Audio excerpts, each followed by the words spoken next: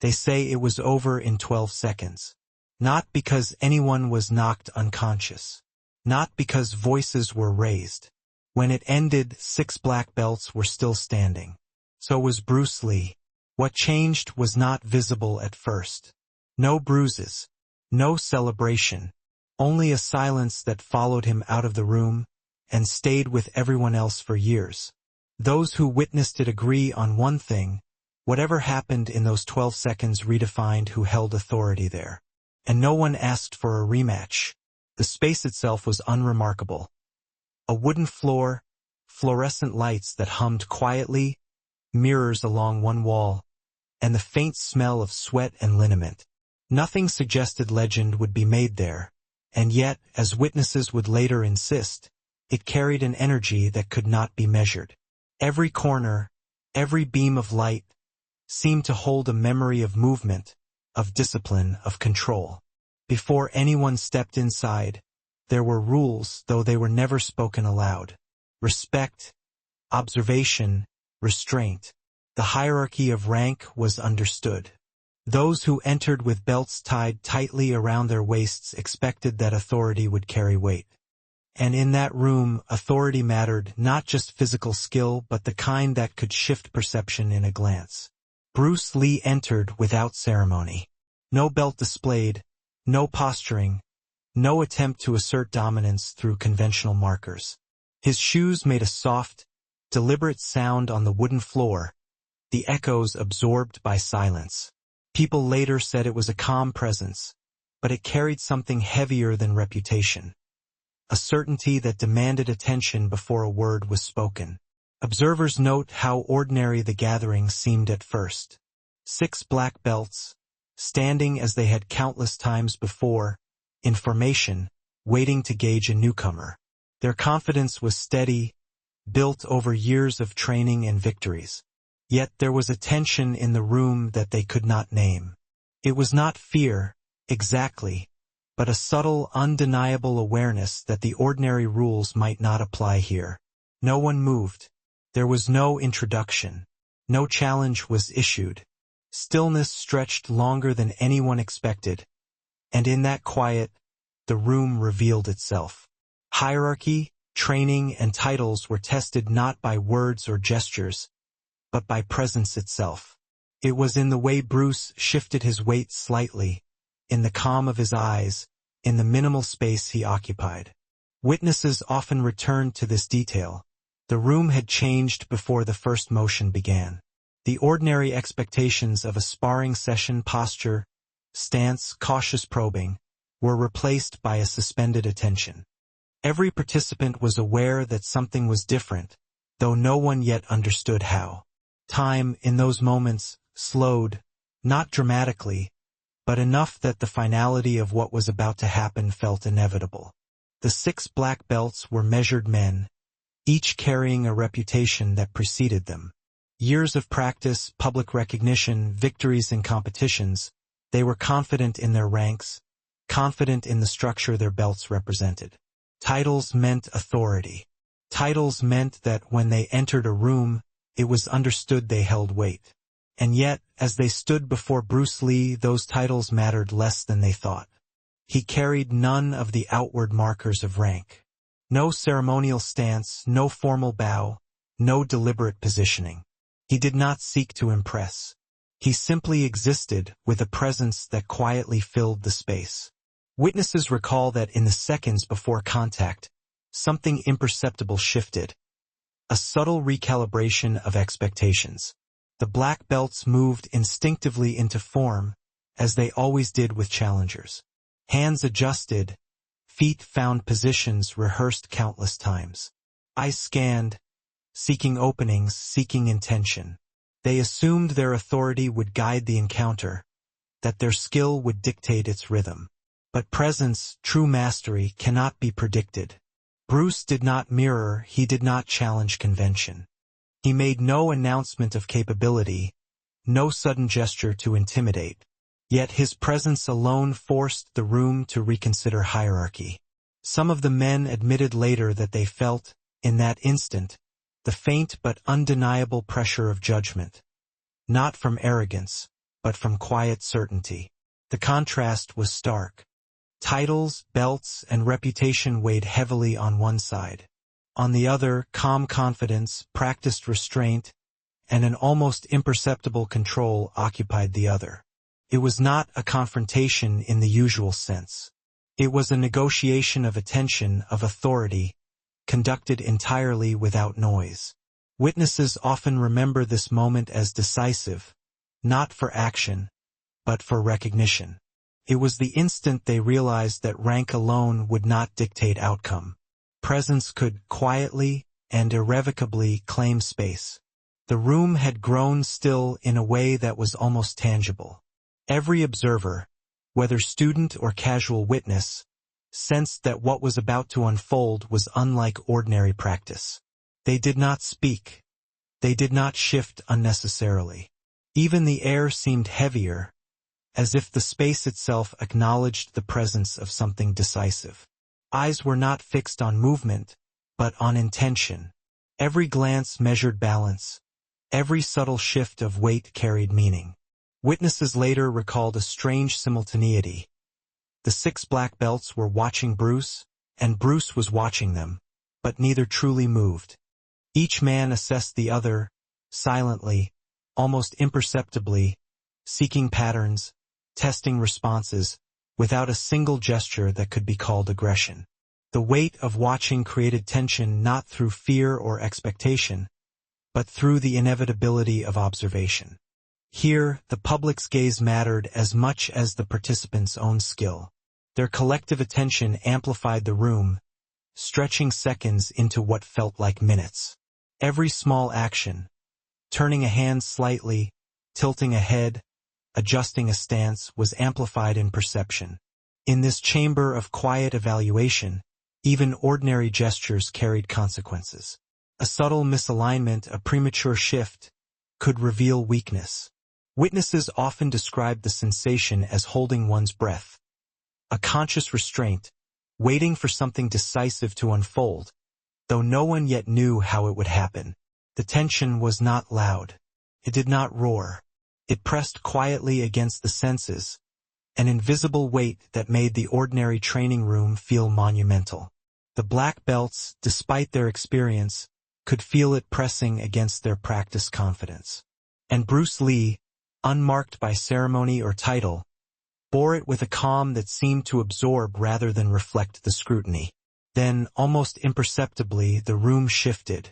It was in the way Bruce moved, not with speed, not with flourish, but with intention. It was subtle enough that a casual observer might have missed it entirely. And yet, in those moments, the weight of watching reached its peak. Time itself seemed to bend, preparing the space for what was about to become inevitable. The public's presence, the silent observation, and the built-up tension had all led to a single brief moment. 12 seconds that would redefine how mastery, authority, and quiet dominance were understood. There was no audible signal, no countdown, no ritual to mark the beginning. It began, witnesses say, as if it had always been meant to begin. The 6 black belts moved, not in haste, but in the precise way they had been trained. Hands raised, weight distributed, eyes seeking, calculating. Each believed they were in control of the moment, each expecting the familiar rhythm of attack and counter. They did not notice the subtle recalibration before it began, the almost invisible shift in Bruce Lee's stance, the slight realignment of his center of gravity. Then it happened. 12 seconds. Not 12 minutes, not 12 moves. 12 seconds. Observers who were present describe it as a condensation of skill into the most efficient silent form. There were movements, yes, but nothing exaggerated, nothing theatrical. Every motion was minimal, decisive, and fully economical. Within that brief span, Bruce Lee demonstrated mastery without striking in the conventional sense. He did not overpower, he did not shout, he did not seek to impress. He simply existed in the space, moving in a way that corrected expectation rather than defying it. Hands intercepted where necessary, balance shifted, openings closed, so efficiently that the black belts found themselves adjusting almost unconsciously, reacting to patterns they could not name. There were no injuries, no dramatic falls, no dramatic noises, but the impact was unmistakable. Witnesses later describe a silence that fell over the room, a silence heavier than the tension that had preceded it. The 6 black belts were still standing. Bruce Lee was still standing.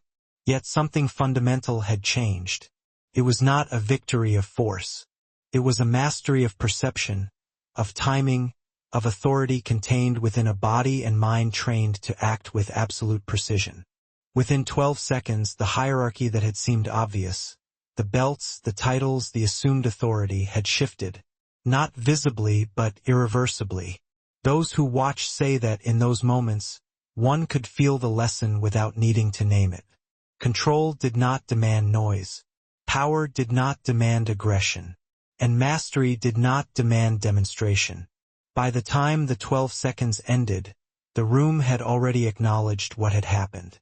When the 12 seconds ended, nothing appeared broken. No bodies were on the floor. No belts were torn. No sound announced triumph. Yet witnesses agree. Something had shifted irrevocably, quietly, and without ceremony. The 6 black belts, men accustomed to authority, left the room changed. Not humiliated, not angry, but unsettled. They carried the weight of a realization that would not leave them. Mastery is not defined by rank, titles, or even strength. It can arrive silently, invisibly, and overturn expectation before a hand is raised. Observers remember the room afterward. Movements that once seemed automatic now hesitated. Confidence that had been steady felt porous. In some cases, men admitted later that for months afterward, the patterns Bruce Lee had demonstrated haunted their memory, not as a fear, but as an internal audit of what authority truly meant. No lecture was given. No one spoke the lesson aloud. It was absorbed in the marrow of experience, the kind of understanding that only arises from witnessing something fundamentally beyond expectation. Even among Bruce's contemporaries, stories vary in detail, but the psychological effect is consistent. Presence had dominated over titles, timing had dominated over aggression, and quiet mastery had redefined respect. This collapse was not public spectacle. There was no applause. There was no acknowledgement except the subtle recalibration of perception in every participant. Witnesses often describe an odd combination. A sense of relief, a sense of loss, and a sense of inevitability. The moment had passed, but the lesson endured. For the 6 black belts, the collapse was inward. Each carried it differently. One questioned his approach to training, another reconsidered how he measured skill, another simply remembered the calm certainty and could not forget it. For Bruce Lee, it was only another demonstration, brief, contained, deliberate, but for everyone else, it became legend. By the time anyone left the room, the ordinary hierarchy had quietly inverted. The visible markers of authority mattered less than the unspoken demonstration of control, timing, and presence. And in that quiet shift, the true power of mastery revealed itself. Not through force, but through inevitability. The story did not end in that room. It traveled quietly, whispered from student to student, retold by those who were present, altered slightly by memory but consistent in its essence. The 12 seconds remained fixed in time, a moment small in duration but vast in implication. In the years that followed, those 6 black belts continued their practice. Some became instructors, some traveled widely, others focused on refining technique. Yet each carried a subtle awareness that would shape their teaching and their own approach to mastery. They would never forget that a man without title had recalibrated their understanding of authority. The story became a reference point, not as a tale of physical triumph, but as a quiet lesson in presence, timing, and psychological command. Bruce Lee himself moved on, as he always did, blending philosophy, observation, and practice into an evolving discipline. But for those who witnessed the moment, he became more than a practitioner. He became an exemplar of what mastery could be. silent, deliberate, and inevitable. It was a mastery that did not need witnesses, and yet left an indelible impression on all who were present. In later years, conversations about skill often returned to that room. New students, unaware of the 12-second encounter, would ask about legend, about what it meant to be truly skilled. Teachers would recount the story, each adding nuance, each preserving the quiet certainty of what had happened. It was never framed as competition or as a boast. The lesson carried itself through recollection. Authority that rests in presence and precision can surpass force and hierarchy. Even decades later, the tale remained vivid, not in physical demonstration, but in the subtle, lasting changes it wrought. People who were there described an almost gravitational effect, an internal standard recalibrated, a subtle insistence that skill and discipline could manifest in silence as powerfully as in action. The legend endured because it transcended spectacle. No one needed to witness it firsthand to understand its weight. The story, retold carefully, transmitted the truth of what mastery could achieve without aggression or noise. It became part of the fabric of martial understanding, a benchmark for those who sought depth beyond technique. And in that quiet, the legacy remained. A demonstration of control so complete that it could leave 6 masters reconsidering their own, and an entire discipline enriched by a single, deliberate moment. The room itself faded, but the effect did not. Long after the echoes of footsteps and breath had dissipated, the story lingered, less as legend of victory, and more as a measure of what mastery truly requires: restraint, presence, and the patient inevitability of quiet authority.